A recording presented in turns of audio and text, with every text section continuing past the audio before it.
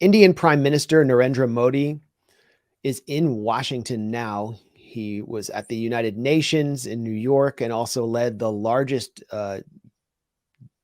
practice of yoga in New York City. And then he addressed Congress yesterday and delivered a joint press conference with President Joe Biden, who seemed to be sort of a diminished figure. It was not the same as if he had been standing beside Donald Trump. So it was really the Modi show. Narendra Modi has a 77% approval rating. Which makes him possibly the most popular leader of any democracy or ostensible democracy in the world. India is now the 5th largest economy in the world. Its growth rates are off the chart. And he arrives in the US at an obviously very pivotal moment. I can tell you just from being here in Washington that the pageantry surrounding his visit was much more perceptible and palpable than when other leaders visit here, even possibly including Zelensky, partly owing to the fact that DC has a huge Indian diaspora population, Indian American population that lives in the Virginia suburbs here. The Indian diaspora is massive in the United States and is moving into a very influential position in our society, but also because of where the Biden administration is trying to take things vis-a-vis Ukraine and China and the importance of India to both of those campaigns. And so Modi needed to be courted, and India was treated with respect that I don't think it has received in the past. Modi also comes from a right-wing party, the BJP. He was banned for several years from entering the US for his alleged role in the Gujarat riots, in which the local Muslim population was killed by Hindu extremists. And he wanted to present India as a democracy that values minorities. So in his speech, as Zelensky did to Congress, he referenced Martin Luther King. He also referenced his relationships with several late senators from both parties and emphasized India's democratic nature and the fact that it has over 2,000 political parties and scores of parties that hold office. It was, I mean, indisputably a victory for Indian soft power, whatever you think about Modi. And a much better presentation than Zelensky put on when he stepped off his special aerial limousine, delivering him from a U.S. base in Poland to Washington. He stepped off looking like a kid dressed up as G.I. Joe for Halloween, crossed with a Vice correspondent and Che Guevara, and stepped into Congress without he was obviously a very uncomfortable figure. And then he just issued like a laundry list of, it was like trick or treat, and he just said what advanced weapon systems he wanted, or he was gonna, egg your house. He was gonna egg the White House. That's what it felt like. Modi it was a much more graceful presentation. It went over much better, but there was resistance to it, and it came from the progressive elements in Congress, as well as the human rights industry led by former Human Rights Watch de facto leader Ken Roth, who served for like 30 years.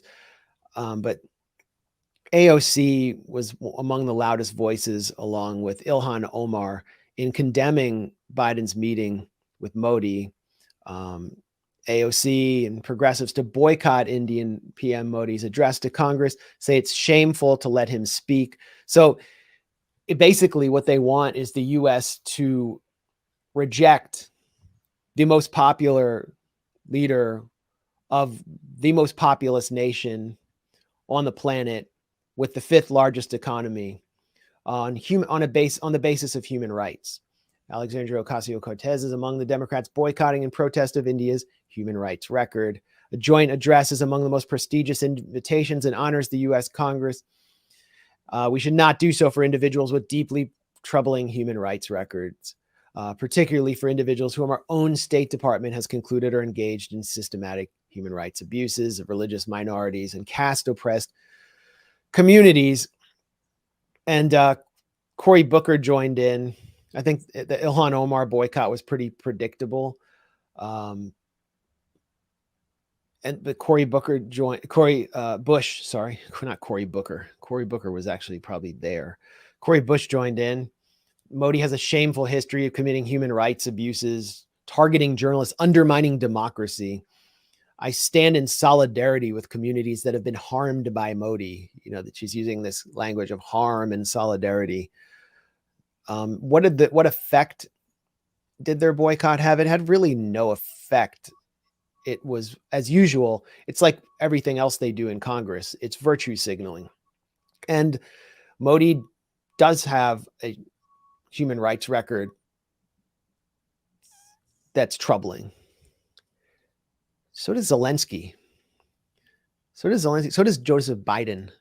I would say that their human rights record is far worse than Modi's. Far worse than Modi's.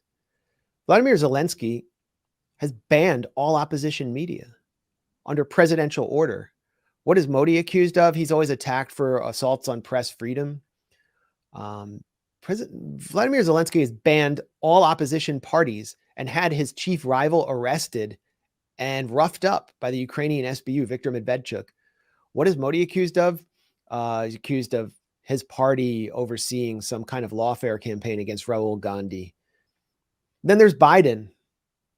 Then there's the Biden Justice Department indicting the top opposition leader in the United States, who's the presidential frontrunner, on some ticky-tack charge after pursuing him on phony charges of collaborating with Vladimir Putin. You've got the FBI going after the leaders of the grassroots Trump opposition. You had the Patriot Act used to get a terrorism enhancement for an old man who participated in the January 6th riots. You have the Espionage Act being used against Trump. You have the Espionage Act being used against Julian Assange for publishing factual classified documents, as journalists often do.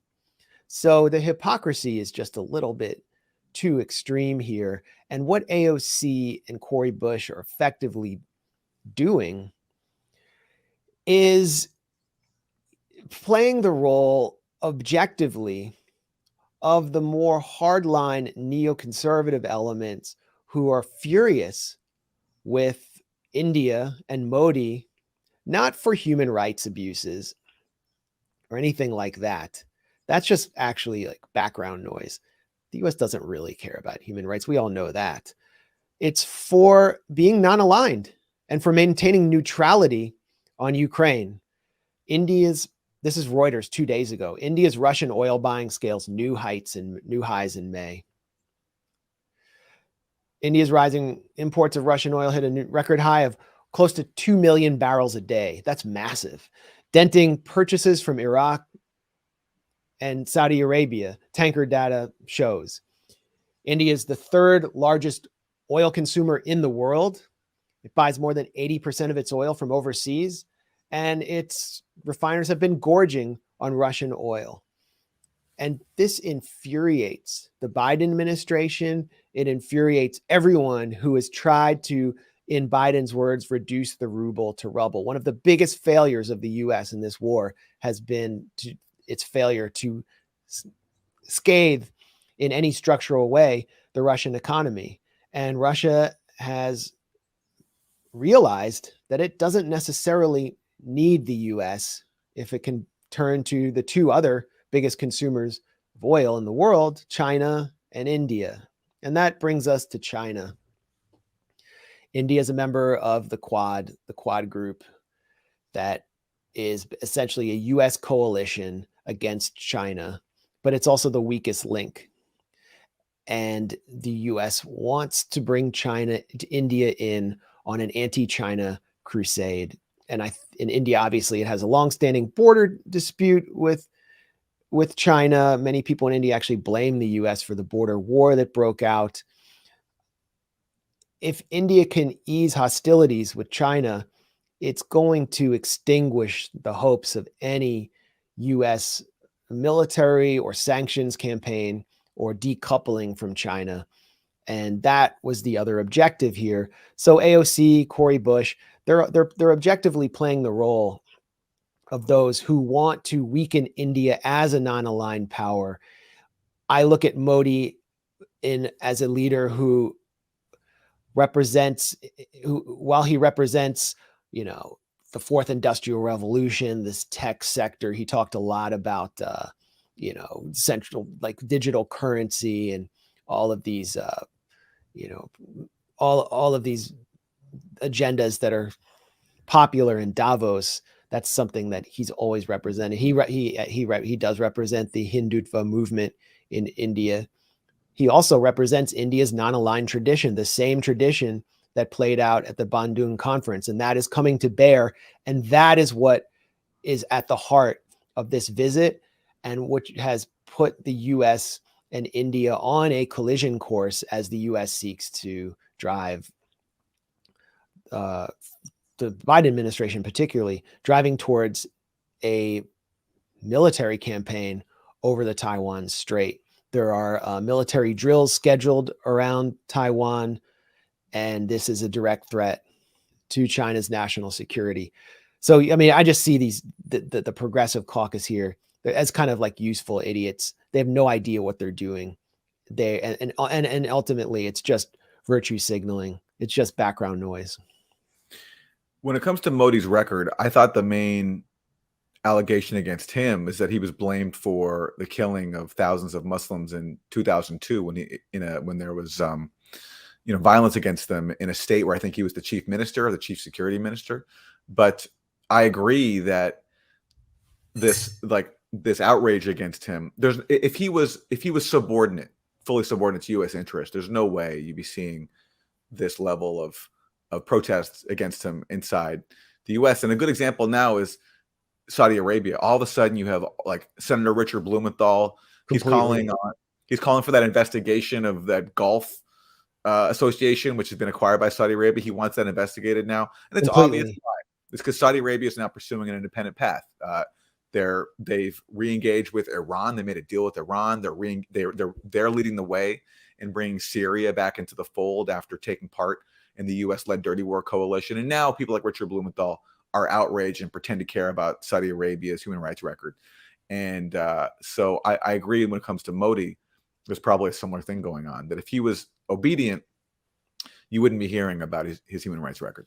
Completely. I mean, you can look at the U.S. rolled out the red carpet for Mohammed bin Salman back in, was it 2017? Yeah. Prior to Khashoggi, he was drinking vodka with The Rock. He was meeting with Oprah. He was rolling out Saudi Arabia's sovereign investment fund for all these Hollywood productions, taking control of U.S. companies. They loved him. And it's not about Khashoggi. It's about Saudi Arabia moving closer towards becoming a member of the BRICS.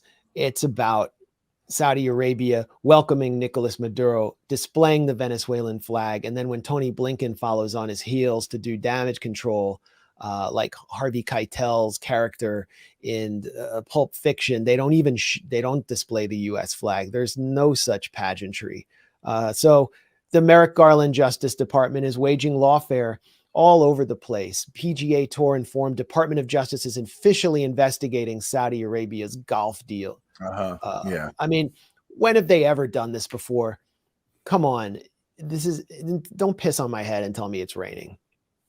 This is about Saudi Arabia starting to trade oil with Chinese renminbi. This is about Saudi Arabia welcoming Syria back into the Arab League. And then you have the United Arab Emirates, which is under attack as well for similar reasons. Here's a New York Times article. I mean, they're just constantly getting hammered by the New York Times, which we never saw before. And it's like these spook investigations where they're relying on all kinds of official sources and satellite data, how a playground for the rich could undermine sanctions on oligarchs. Allies of Vladimir Putin arriving on private jets and yachts are still welcome in the UAE, which has yet to condemn the Ukraine invasion or enforce sanctions. How So, dare they? one of the core members of the Abraham Accords negotiated by Trump, Mohammed bin Zayed, who is always seen as a core U.S. ally in the region, is maintaining neutrality on Ukraine in order to preserve its own economy and welcoming wealthy Russians as it welcomes all Russian people, because that's a big source of liquidity in Dubai. And they're being attacked by the New York Times for just not doing whatever the U.S. wants to a suicidal degree. Turkey gets all these same attacks. Uh, it's like you have the axis of evil. China's there now, Russia, North Korea, Cuba, whatever. But there's like this junior axis of evil developing, who just a few years ago were seen as core U.S. allies, and it really speaks to what a complete failure and ideologue Tony Blinken and those around him are. This is a historic pivot point in the decline of U.S. empire. And when BRICS takes place, Modi will be there alongside Putin and Ramaphosa of South Africa. What happened to him and his delegation when they visited Ukraine? It was ugly, ugly. Their plane of his security team was held for 24 hours on a tarmac in Poland, and they were searched and treated like a group of black men driving through Los Angeles, detained by the LAPD. South Africa openly accused Poland of racism. And then when Ramaphosa was in Kiev, there was another fake air drill, another fake bombing raid alarm, where Ukraine falsely claimed that 6 Russian air raids took place, or missile strikes took place, while he was meeting with Zelensky. South Africa's delegation officially called that misinformation, and he called for negotiations explicitly. Meanwhile, the U.S. is claiming that South Africa sent a ship to Russia filled with weapons, and it is threatening South Africa with the loss of economic cooperation initiatives with the U.S. It's like they're sanctioning 1/3 of the world, and now they're creating an entire new list of enemies that used to be so important to the U.S. to maintain its strategic foothold in everywhere from Africa to the Persian Gulf. And Aaron, your volume's off. Should we address quickly Blinken's visit to China in a bid to repair relations? And also we got Lula da Silva. I mean, what are they going to do with Brazil? Yeah. Well, let's move on to Blinken in China. So here's Blinken meeting with Xi Jinping. This is the visit that he was supposed to make until a balloon flew over the U.S. and then the Biden administration, in its genius, canceled Blinken's trip. So this is the makeup visit. And on this visit, Blinken basically tried to play nice. He even, after months of Biden saying stuff like we would fight a war with China if they invaded Taiwan. Now Blinken's sort of walking that back by saying stuff like this. On Taiwan, I reiterated the longstanding U.S. One China policy. That policy has not changed. It's guided by the Taiwan Relations Act, the 3 joint communiques, the 6 assurances. We do not support Taiwan independence. We remain opposed to any unilateral changes to the status quo by either side. We continue to expect the peaceful resolution of cross-strait differences. And then, of course, as soon as he got back, Biden kind of ruined everything when he called Xi Jinping a dictator, which I think undermined a lot of what Blinken was supposedly trying to accomplish. But Blinken was trying to get a meeting with Xi, first of all, and trying to set up a summit between Biden and Xi. And Biden makes these comments at a fundraiser in the context of the Chinese balloons. I mean, so stupid. And what I found most striking is, remember when everybody from Mike Pompeo to Blinken was accusing China of committing genocide? Kind of a big deal, right? Accuse someone of genocide. This is from March 2021. As tensions with China grow, Biden administration formalizes genocide declaration against Beijing, accusing China of genocide in Xinjiang. And all of a sudden, Blinken goes from accusing China of genocide, one of the worst crimes in the world, to completely forgetting about it on this trip. He didn't even mention it. Now, if you're a neocon, you will say, what happened to the, how dare you not raise the issue of genocide? But the reality is, this was always a fake allegation. It was only used Yep. to criminalize diplomacy with China and to demonize China.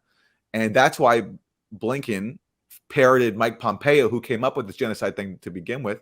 But now that that's no longer politically expedient, because that was March 2021. That was early on. That was actually before Russia's invasion of Ukraine. Now the Biden administration is desperate to split China from Russia, which have grown closer together because of U.S. actions from Taiwan to Ukraine. Now the Biden administration is desperate to basically break up the Chinese-Russian alliance. So the whole genocide thing, the whole crime he accused you of mass extermination, yeah. He doesn't even mention that on his trip because it was fake all along. Yeah. It was also about attacking China's cotton exports, which are heavily, the cotton fields are heavily based in Xinjiang. It was about breaking China's supply chains to the West. And, they may not want to do that at this point. But either way, Ken Roth was freaking out. Regime Change Roth was completely freaking out about Blinken's refusal to publicly bring up Tibet and Xinjiang. And it really shows how the U.S. is just not in a very good position right now if they want to have a summit with Xi. And remember that early on, Donald Trump spoke very respectfully of Xi Jinping, referred to him as a friend in his early rallies. And now, obviously Donald Trump turned hostile as Mike Pompeo's agenda took over, but Biden has spoken with such abject disrespect of him. He's called for regime change in Moscow in his Poland speech. And he's For just God's sake, this man cannot remain in power. Yeah. This And the man White House cannot can walk remain in that back. power. And his administration always has to walk everything back. Yeah. So I don't know if there's going to be a Biden-Xi summit. Biden was asked about this actually in his press conference with Modi. And he said, well, I'm not going, sometimes I have a tendency to state facts, which are true about the Indian leader. the Chinese leader. Ugh. So he almost called Modi a dictator. I don't have the clip in front of me, but it's kind of amusing. And it was obviously a gaffe. And then he said, I'm not going to hesitate to do that, but I don't think this will have any effect on the summit. So let's see. Remember that China canceled Blinken's initial visit after the whole balloon drama, which ended with the U.S. dispatching F-16s and F-35s to take down hobby balloons. So embarrassing. So embarrassing.